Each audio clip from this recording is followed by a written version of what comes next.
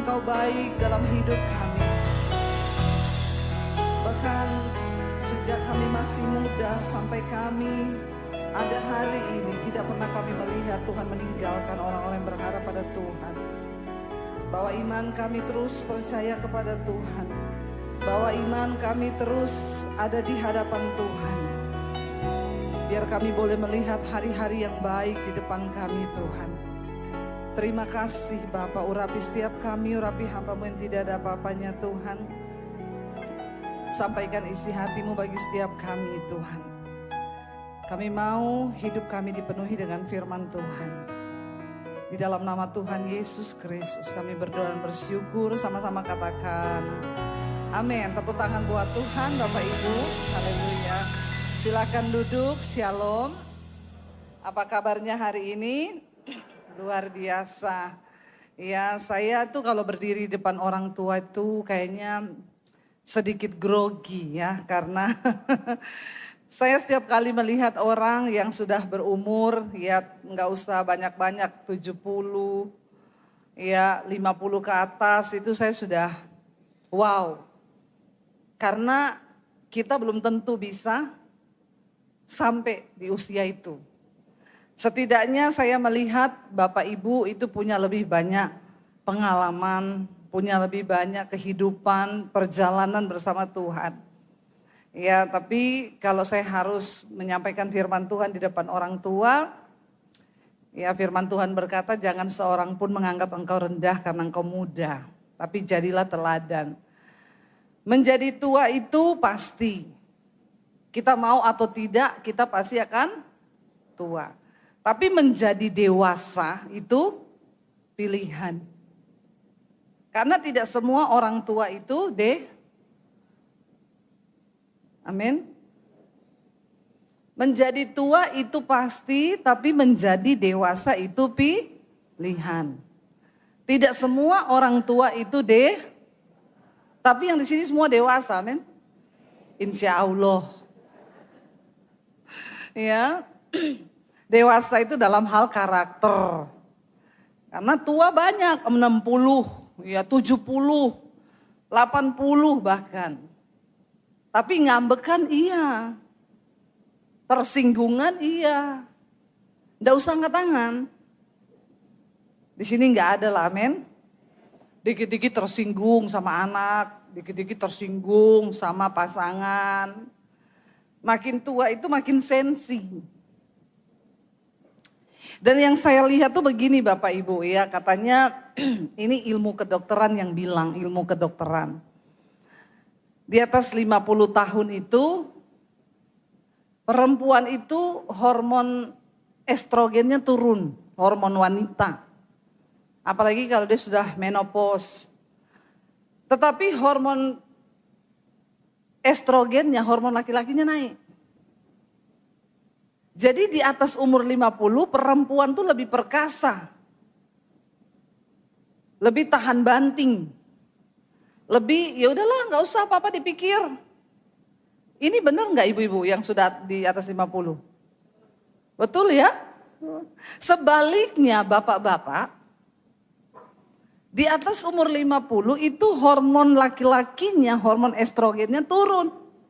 Tapi hormon perempuannya naik, estrogen tuh hormon itu terbalik saudara. Jadi bapak-bapak itu di atas 50 makin feminim. Makin perasa. Karena hormon wanitanya naik. Nah ini kalau pasangan itu enggak tahu, ini ilmu kesehatan loh. Karena Tuhan yang mengatur sistem hormon dalam tubuh kita. Mungkin Tuhan pikir kali ya, kasihan banget kalau wanita itu terjajah terus dari masih muda sampai tua, terjajah terus sama bapak-bapak ya. Bukan bapak-bapak yang di sini nih, yang di dunia luar sana sih. Jadi ditukar lah ya. Ketika tua bapak-bapak mulai menurun tapi ibu-ibu naik. Nah kalau makanya saya banyak hadapi orang konseling. Itu ibu-ibu saudara. Bu saya itu mau tanya ya, saya itu tiap hari ini ribut sama suami saya. Suami saya itu makin kesini makin sensi. Kira-kira ini benar nggak ibu-ibu? Yang ada suaminya takut jawab. Tapi yang udah nggak ada suaminya juga nggak tahu karena suaminya udah nggak ada. Tapi banyak jawabannya itu memang benar.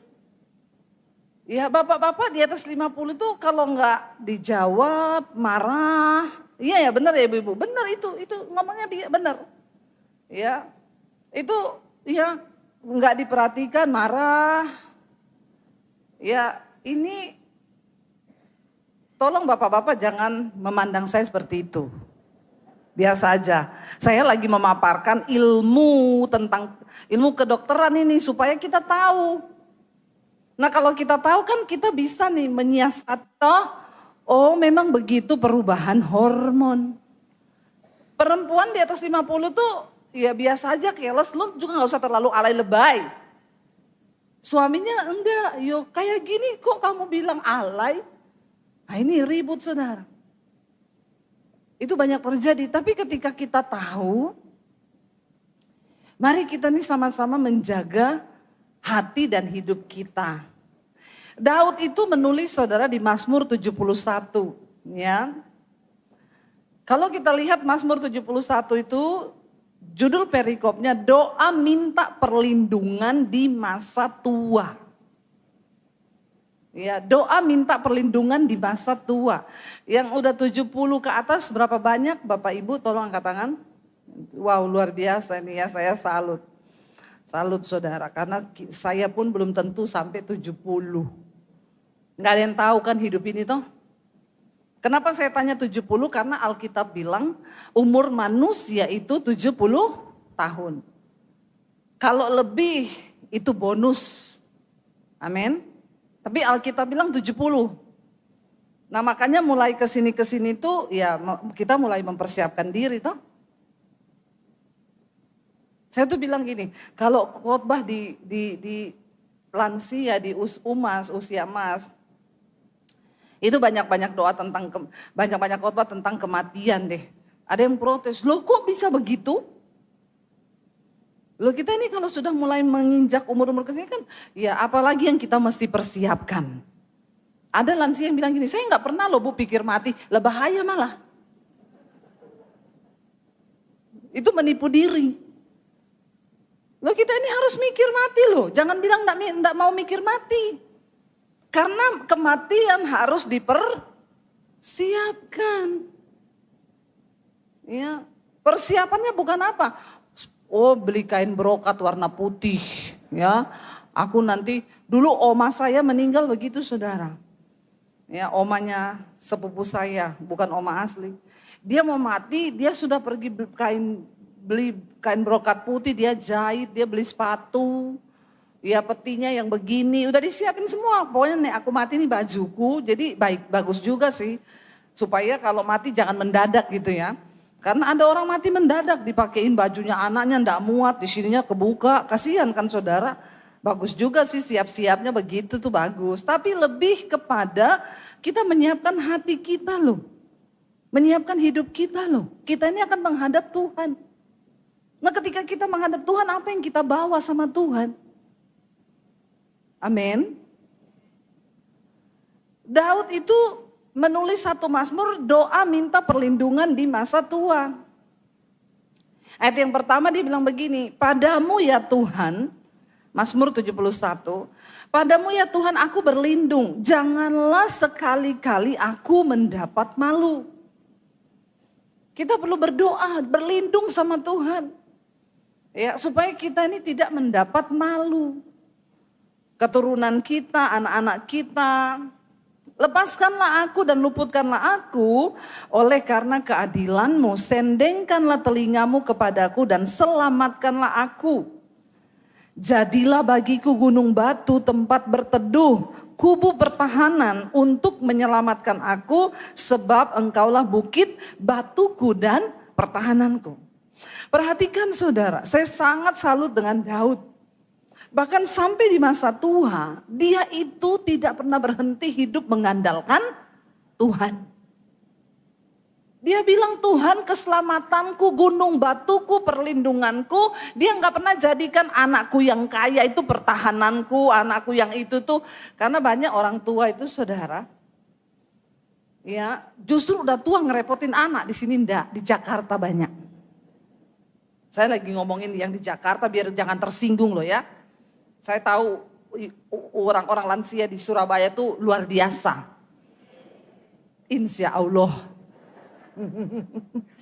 Tidak merepotkan anak. Ya, karena ada orang-orang tua tuh yang hidupnya tuh, aduh, anaknya tuh sampai stres.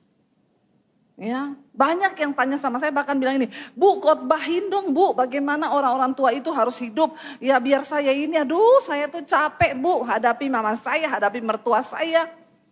Ya saya cuma bilang sabar. Ya iya sabar Bu, tapi orang tua saya tuh aneh banget. Ya, tapi di sini tidak. Seringkali orang tua menjadikan anak tempatnya berlindung. Tempatnya bernaung. Kalau yang dia pengen sudah nggak ada, wah anak ini yang dicecer terus. Pengen ini, pengen itu, pengen beli ini, pengen beli itu, pengen beli mobil, pengen beli ini. Dia tuh lupa kalau anaknya itu juga ada pergumulan gitu loh. Tapi selalu yang dia bilang, kamu itu ya nggak tahu balas budi ya. Nih mama papa itu besarkan kamu loh. Jangan diungkit jasa-jasamu. Biar Tuhan yang mencatat semua kebaikan kita, amin. Karena memang untuk itulah kita ini melahirkan anak. Untuk membesarkan anak. Saya bilang sama anak-anak saya gini, mami itu membesarkan kalian itu cuma satu tujuan apa? Supaya satu saat kamu bisa hidup tanpa mami papi. Cuma itu aja. Niatnya orang tua ini besarkan anak cuma supaya apa? Satu saat kamu bisa hidup tanpa lagi bergantung sama orang tua. Mami juga berdoa nanti di masa tua mami gak mau nyusahin kalian. Mami minta sama Tuhan. Ya, Daud itu sampai tua dia bilang engkau gunung batuku, perlindunganku, pertahananku. Kepadamu aku berlindung, dia nggak andalkan anaknya, dia nggak harapkan anaknya, dia taruh pengharapannya kepada Tuhan. Tuhan tidak pernah kurang cara untuk pelihara kita saudara. Selalu ada cara Tuhan. Ayat 4, ya Allahku luputkanlah aku dari tangan orang fasik, dari cengkraman orang-orang lalim yang kejam. Sebab engkaulah apa? Harapanku ya Tuhan, kepercayaanku sejak masa muda. Daud bilang dari muda aku itu menaruh kepercayaanku pada Tuhan. Dialah harapanku.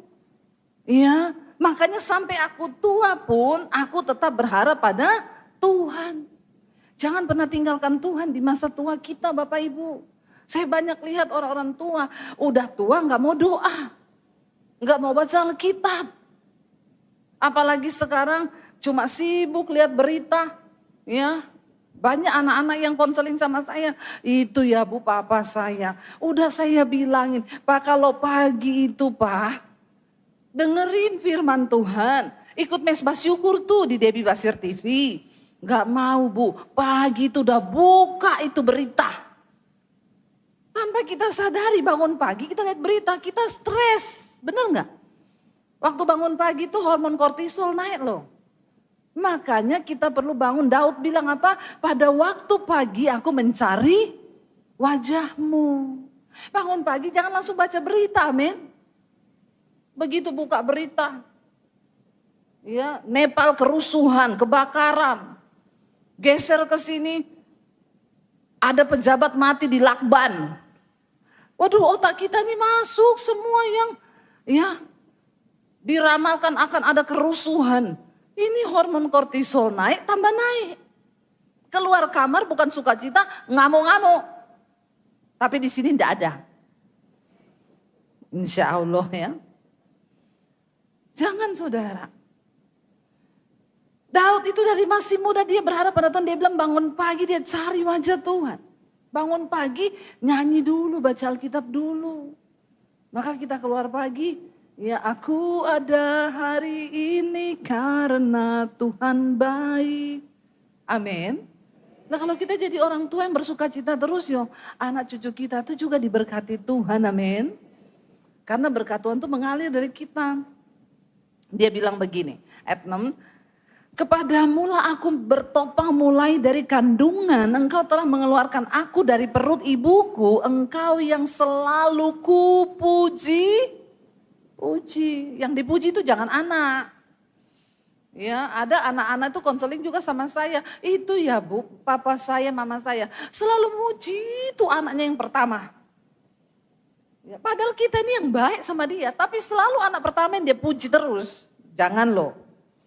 Orang tua gak boleh banding-bandingkan anak. Semua anak tuh sama. Daripada muji anak, mending muji Tuhan. Amin. Daud bilang engkau yang kupuji-puji. Ayat 7, makanya ini terjadi dalam kehidupannya. Ayat 7 baca, bagi banyak orang aku ini seperti tanda ajaib. Karena engkaulah tempat perlindunganku yang kuat. Kalau kita sukacita, banyak baca firman, rajin memuji Tuhan. Kita ketemu orang-orang bilang gini, ih umur berapa Bu? 70, ya ampun luar biasa ya, masih cantik, masih iya, kok bisa begitu? Tuhan kekuatanku, amin. Tepuk tangan buat Tuhan. Ya, kita menjadi tanda ajaib. Atau orang ketemu akan ngomong, luar biasa ya Bu di hari tua, anaknya diberkati, cucunya diberkati, kok bisa begitu? Karena Tuhan. Tempat perlindunganku, kubu pertahananku, tempat pengharapanku. Kita akan menjadi tanda ajaib bagi orang lain. Mereka melihat hidup kita itu, wow, kok bisa? Wow, kok gitu? Iya, karena aku punya Tuhan. Amin Bapak Ibu. Biar kita bilang Tuhan aku berdoa, jadikan aku ini tanda ajaib. Ini doanya Daud di masa tua, bukan di masa muda. Bahkan sampai tua pun Daud pengen menjadi tanda yang ajaib bagi banyak orang. Dia bilang begini saudara, kenapa? Ya, dia menjadi tanda ajaib. Ayat yang ke-8 nih rahasianya, baca 1, 2, 3. Mulutku penuh dengan puji-pujian kepadamu, dengan penghormatan kepadamu sepanjang hari. Berapa banyak di sini Bapak Ibu yang suka memuji-muji Tuhan sepanjang hari? Harus. Banyak nyanyi.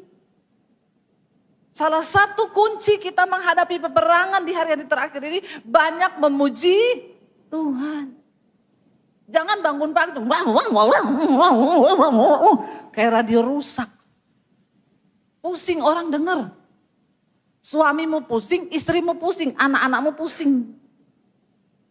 Amin. Biar mulut kita nih penuh pujian, penghormatan. Daud bilang mulutku penuh dengan pujian, penghormatan kepada Tuhan sepanjang hari. Ya, orang yang suka memuji Tuhan tuh lebih awet muda. Ya. Berapa banyak ibu-ibu mau awet muda? Ini ya, nggak usah tarik benang, tarik kawat, nggak mempan tarik kabel.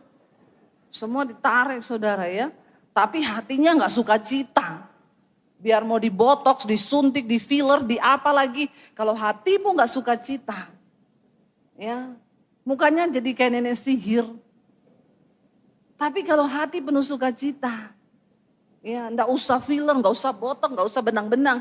Kita menjadi tanda yang ajaib. Orang lihat, ih luar biasa ya udah umur segitu, puji Tuhan ya iya.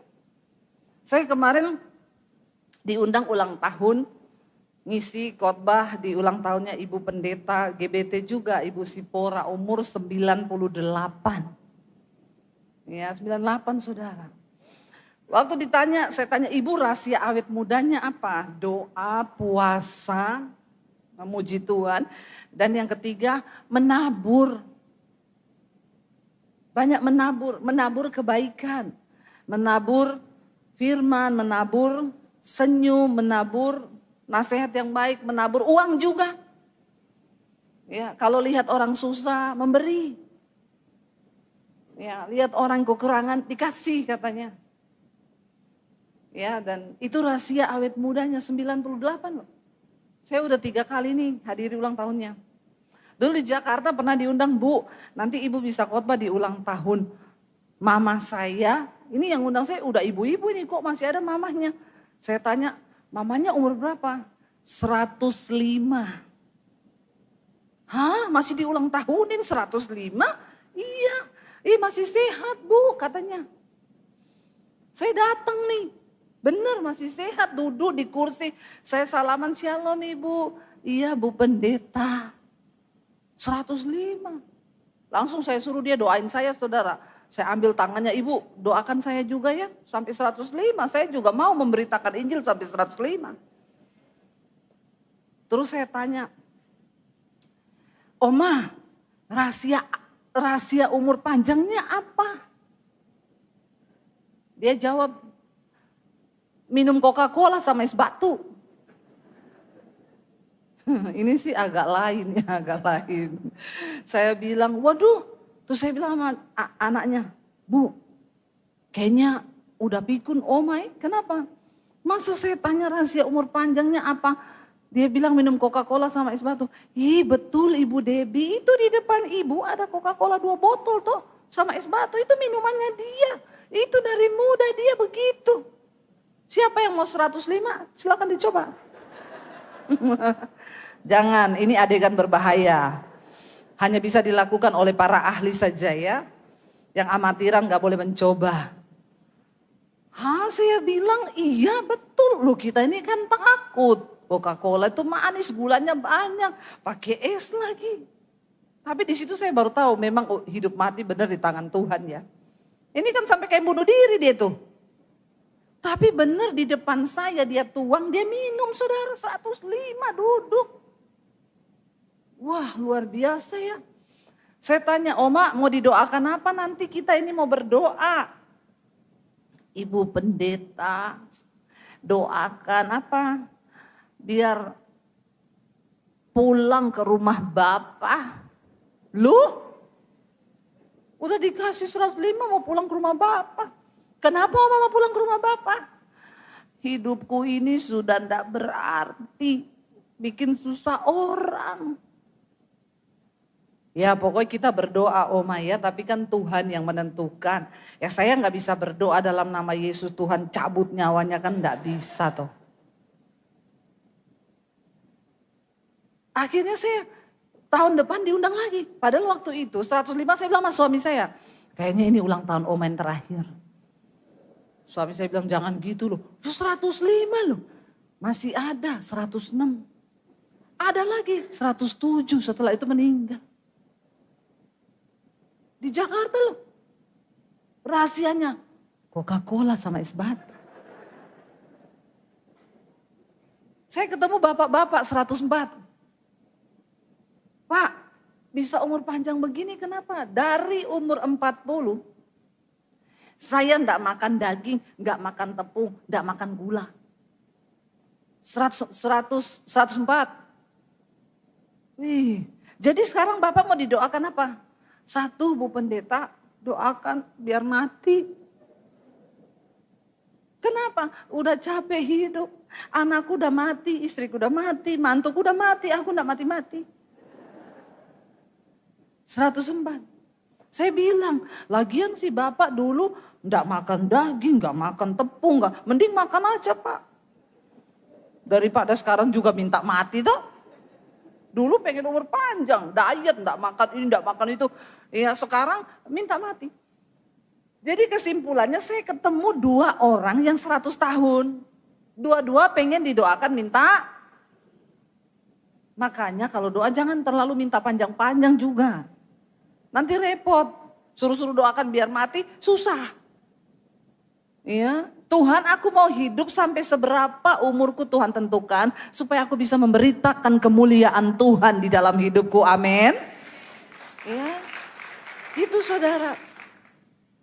Mulut kita penuh pujian, penghormatan kepada Tuhan, jangan ada orang yang udah tua, ada jemaat bilang, Bu saya itu Bu pusing sama papa saya, Bu udah tua tiap hari maki mulutnya.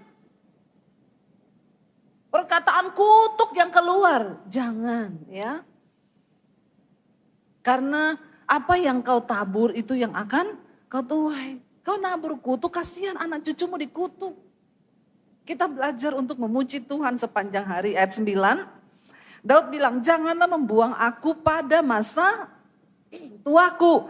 Janganlah meninggalkan aku apabila kekuatanku habis. Ya, itu yang sering kita dengar dengan ucapan orang bilang, ingat umur.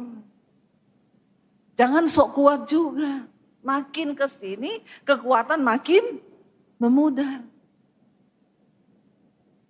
Itu sudah hukum alam. Jadi jangan melakukan hal-hal yang dulu kalau dinasihati anak, ya mau didengar. Ya, udah tua lari pagi. Anaknya bilang jalan aja, lari. Nah ini, nanti cedera lutut. Dinasehati jangan terlalu capek, enggak bisa gini. Makin tua kekuatan kita makin habis. Tapi Daud bilang jangan buang aku Tuhan di masa tuaku. Jangan meninggalkan aku apabila kekuatanku habis. Ya, akan habis. Sehebat apapun kita merawat tubuh kita saudara. Satu saat akan habis dimakan usia. Itu Daud bilang jangan tinggalkan aku. Saat kekuatanku habis ya.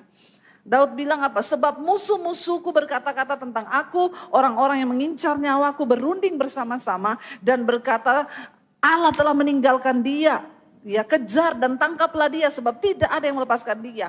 Daud sedang bicara tentang musuh-musuh politiknya karena dia dulu raja. Banyak orang yang ingin membunuh dia sejak dia masih muda. Ya, dan itu terus terngiang. Siapa tahu nanti mereka balas dendam di hari tua. Tapi kita kan tidak ada musuh toh. Tidak ada lah ya. Jadi Daud bilang banyak orang yang pengen aku mati, pengen melihat aku gagal, nyumpahin aku. Tapi satu hal aku minta Tuhan, jangan pernah tinggalkan aku. Biar ini menjadi doa kita saudara, Tuhan jangan tinggalkan aku. Mungkin di hidup ini anak akan meninggalkan kita. Mantu akan meninggalkan kita. Jalani semua yang Tuhan izinkan terjadi. Tapi minta sama Tuhan pastikan satu hal, Tuhan jangan tinggalkan aku. Satu saat saudara, anak akan meninggalkan kita. Banyak juga memang anak-anak yang jahat. Yang gak mau balas budi sama orang tua, yang gak mau urus orang tua. Tapi bagian kita tetap mendoakan. Jangan kecewa. Jangan sampai karena kita kecewa dengan anak lalu kita meninggalkan Tuhan. Kita percaya kalau kita dekat dengan Tuhan maka pertolongan itu datang dari berbagai tempat. Ini yang ditakutkan Daud. Nanti kalau aku sudah kekuatanku habis, yang aku minta cuma satu, Tuhan jangan tinggalkan aku. Anak bisa meninggalkan, orang lain bisa meninggalkan, tapi Tuhan tidak pernah tinggalkan kita. Ayat 12, ya Allah kata Daud, janganlah jauh daripadaku. Allahku segeralah menolong aku. Satu hal yang Daud takutkan dari sejak dia muda, dia selalu berdoa Tuhan, jangan pernah jauh dari aku. Dia bilang jangan ambil rohmu daripadaku Tuhan. Jangan pergi jauh tinggalkan aku. Daud hanya takut satu hal. Kalau Tuhan meninggalkan dia saudara. Biar ini juga menjadi ketakutan kita. Tuhan jangan pernah tinggalkan aku Tuhan. Aku mau hidup dalam perkenanan Tuhan. Sekalipun orang tinggalkan aku, anak tinggalkan aku. Tapi aku tidak mau Tuhan meninggalkan aku. Karena Tuhan sumber kekuatan bagi kita. Daud bilang biarlah mendapat malu dan menjadi habis orang-orang yang memusuhi jiwaku. Biarlah berselubungkan celah dan noda orang-orang yang mengikhtiarkan celakaku. Dia bicara tentang musuh-musuhnya. Tetapi aku senantiasa mau berharap dan apa? Menambah apa? Puji-pujian kepadamu. Ayo tambah waktu kita untuk memuji Tuhan. Jangan biarkan mulut ini diam. Mau di kamar mandi, di rumah, dimanapun memuji Tuhan. Ya Tuhan menetapkan langkah-langkah orang yang hidupnya berkenan kepadanya. Nyanyi saudara. Waktu kita rajin memuji Tuhan. Daud bilang, aku ingin menambah puji-pujianku kepada Tuhan. Karena kurang Daud terasa untuk memuji Tuhan. Ya, pujian kepada Allah itu mencegah kita ini berbuat dosa. Saya nih kadang terasa saudara, kalau lagi di dapur, lagi masak gitu ya. Iblis itu ini di otak memang mainnya. Lagi masak tuh, tiba-tiba iblis ingetin nih orang yang bikin saya jengkel. Itu ya, si Anu tuh jahat banget sama kamu ya. Tapi Roh Kudus langsung gini, jangan biarkan iblis menyerang. Ayo muji Tuhan, nyanyi. Itu biasa saya langsung nyanyi. Aku ada hari ini karena Tuhan baik. Tiba-tiba nangis. Amin saudara. Jangan biarkan jiwamu kosong. Daud bilang, aku ingin menambah ya. Aku ingin menambah puji-pujianku kepadamu Tuhan. Melihat keadaan dunia hari-hari ini tidak ada cara lain untuk kita bisa berperang, rohani kita tetap kuat. Selain kita memuji menyembah Tuhan. Ini strategi peperangan di hari-hari yang terakhir saudara.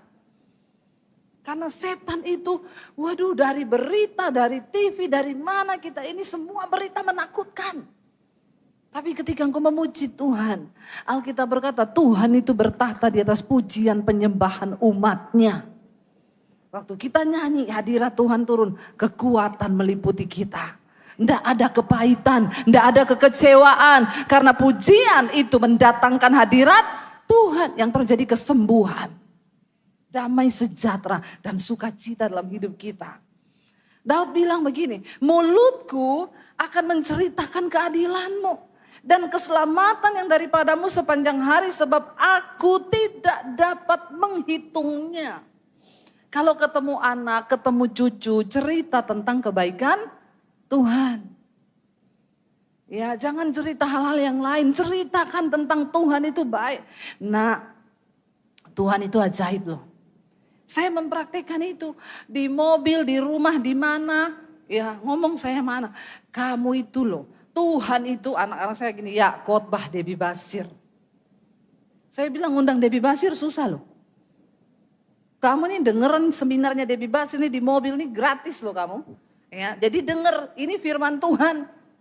Ya karena Alkitab bilang ceritakan firman itu di perjalanan, di meja makan, di rumah, di tempat tidur. Ceritakan tentang hukum-hukum Tuhan. Ketemu cucu ngomong, kamu itu hidup takut Tuhan ya cuy ya. Hormati Tuhan, maka masa depanmu pasti diberkati, amin. Dan itu akan nyantol saudara waktu kita ngomong dalam pengurapan Tuhan. Ya mungkin kalimat yang hanya sederhana itu kita kan gak usah khotbah. Ya di dalam Mazmur sekian-sekian ayat sekian gak usah. Ya. Firman yang kita baca itu kita sampaikan kepada anak kita. Kamu ingat pokoknya firman Tuhan tuh bilang diberkatilah orang yang mengandalkan Tuhan. Jadi kamu mau sekolah mau kuliah andalkan Tuhan. Itu namanya kita sudah memberitakan firman kepada anak cucu kita. Ya, ceritakan tentang perbuatan Tuhan. Ayat yang ke-14, aku datang dengan keperkasaan. Ya, keperkasaan Tuhan Allah hendak memasyurkan hanya keadilanmu saja. Ya, ketika kita ini menjadi orang-orang yang dekat dengan Tuhan, hidup kita itu disertai dengan kuasa Tuhan yang dahsyat. Makanya Daud bilang, aku datang dengan keperkasaan. Menghadapi masalah kita andalkan Tuhan. Tuhan beri kita kekuatan dan kita bisa berkata aku datang dengan keperkasaan. Yaitu keperkasaan Tuhan Allah dan aku hendak memasyurkan keadilanmu saja kata Daud. Mari kita senantiasa menjadi orang-orang yang mau saudara. Ayat 17 berkata, ya Allah, baca bersama, ya Allah engkau telah mengajar aku sejak kecilku. Dan sampai sekarang aku memberitakan perbuatanmu yang ajaib. Dari kecil kita ini sudah melihat penyertaan Tuhan. Ya, dan sampai hari ini kita terus melihat, makanya ayo kita beritakan perbuatan Tuhan. Ayat 18, juga sampai masa tuaku dan putih rambutku, kata Daud. Ya Allah, janganlah meninggalkan aku, supaya apa? Aku memberitakan kuasamu kepada angkatan ini, keperkasaanmu kepada semua orang yang akan datang. Biar ini menjadi kerinduan kita saudara. Di hari tua jangan berkata kita tidak bisa apa-apa lagi saudara. Di hari tua ya kita harus menjadi orang yang bisa menceritakan tentang perbuatan Tuhan. Dan itu adalah sebuah panggilan yang sangat luar biasa. Ya, untuk memberitakan keperkasaan Tuhan, untuk menceritakan kedahsyatan Tuhan, kita nggak perlu sekolah Alkitab dulu. Tapi ketika kita dipanggil menghadap Tuhan satu saat kelak, kita bisa mempertanggungan jawab hidup kita di hadapan Tuhan. Tuhan, di masa tuaku, aku menceritakan tentang kedahsyatanmu Tuhan kepada anak cucuku. Tuhan, di masa tuaku, aku menceritakan tentang keperkasaan Tuhan. Saudara bisa bersaksi lewat kesaksian yang saudara dengar mungkin, lewat saya tuh banyak ketemu orang saudara. Di Indonesia, bahkan di luar Indonesia. Mereka itu berkata begini, Bu, saya itu tadinya sama Tuhan biasa-biasa saja. Tapi akhirnya Bu, saya bersyukur, saya mulai ikuti khotbah-khotbah Ibu di YouTube. Itu dari mana? Dari oma saya. Ibu tahu oma saya, ini oma di Indonesia, cucunya tinggal di Australia. Tiap hari oma saya tuh kirimin khotbah Ibu tuh di WA. Dengerin ini ya, nggak dibalas, besok dengerin ya, besok dengerin ya. Lama-lama anaknya ini ya dalam satu saat kesulitan dia akhirnya klik coba buka Dia cari saudara, ketemu. Oh ternyata ini ya. Kemarin saya ketemu di Sydney, seorang ibu dia bilang, Bu saya tuh dengar khotbah Ibu pertama dari mama saya. Ya mama saya itu selalu bagiin khotbah Ibu, kamu dengar ini. Ya saya sih nggak tertarik ya, saya lihat foto Ibu gitu di share mama saya. Ini pendeta rambut pendek ini ngapa gitu. Karena bayangannya pendeta itu rambut panjang pakai jas. Terus akhirnya saya nggak pernah buka Bu, mama saya tiap hari gini, sudah kamu lihat Yamah. Satu saat Bu, waktu di Australia saya tuh sewa restoran. Bekasnya orang Thailand apa mana, ada setannya. Saya bilang, kenapa kamu tahu ada setannya? Ya saya tahu Bu, orang sendok melayang. Ya jatuhnya sendok itu kalau dari atas kulkas, botol kecap jatuh kan ke bawah. Jatuhnya ke kepala saya begini. Dari samping, kan berarti setan. Pegawainya kerasukan. Akhirnya dia bingung, aduh ini udah setan beneran nih. Lalu dia cari di YouTube, dia klik peperangan rohani yang muncul Debbie Basir punya paling atas. Dia bilang, iya pendeta ini yang sering mama saya kasih. Tapi dia dengar, dari situ dia mulai praktekkan saudara. Dia doakan itu tempatnya, dia urapi minyak. Karena mau cari pendeta juga susah katanya. Ya, saya selalu mengajarkan enggak usah cari-cari pendeta. Enggak ada pendeta hebat, yang ada Tuhan yang hebat dengan imanmu yang hebat. Amin saudara.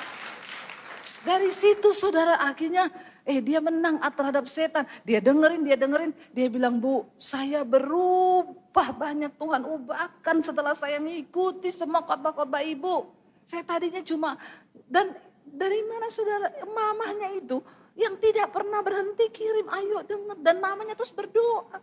Tidak ada kata tidak bisa, dan saya sudah terlambat, udah tua. Bapak Ibu bisa menjadi pendoa bagi anak cucumu untuk mereka boleh dibawa dan mengenal Tuhan secara pribadi, amin.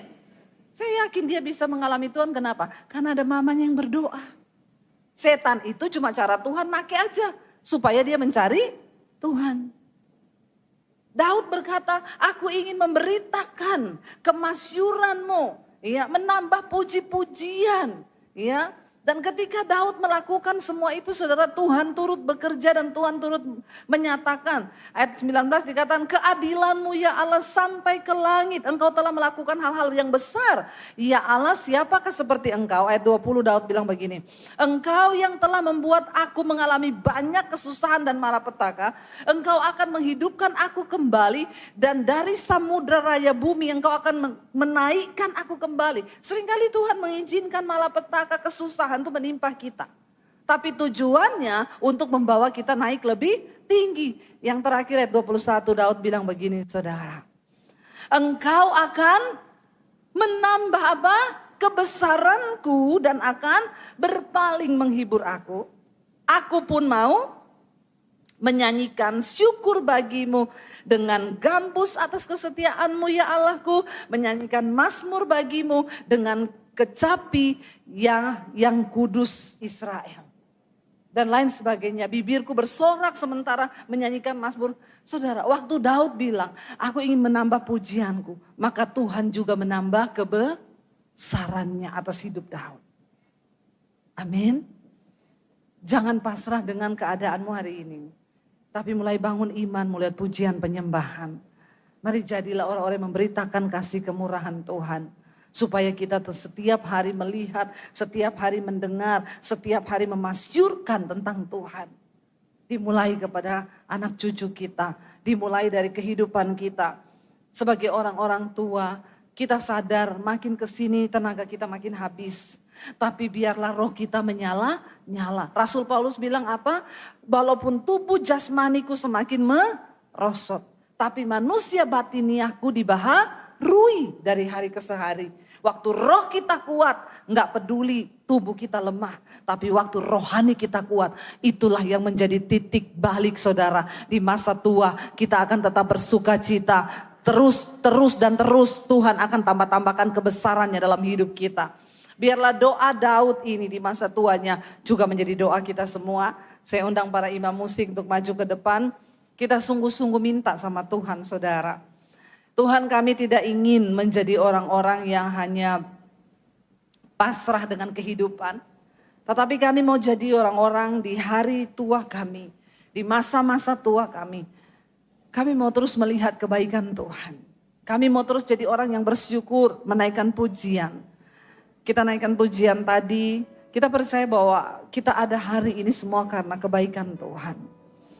Katakan dari awal pujian ini kita bangkit berdiri bersama saudara. Naikkan syukur-Mu kepada Tuhan. Sungguh ku bersyukur. Kami bersyukur Tuhan. Katakan dari hatimu. Kau menyertai hidup. Tuhan menyertai hidup kita. Selama. Amin Tuhan Yesus. Bilang Bapa. Ku berterima Kami berterima kasih Tuhan. untuk kasih setia-Mu Yang tak pernah berakhir. Sekali lagi naikkan syukur-Mu saudara. Tuhan, sungguh ku bersyukur. Ajar kami bersyukur Tuhan. Atas penyertaan Tuhan. Selama ini di hidup kami. Kami berterima kasih. Yes Lord. Kasih setia yang tidak pernah berakhir. Mari angkat tangan di hadapan Tuhan.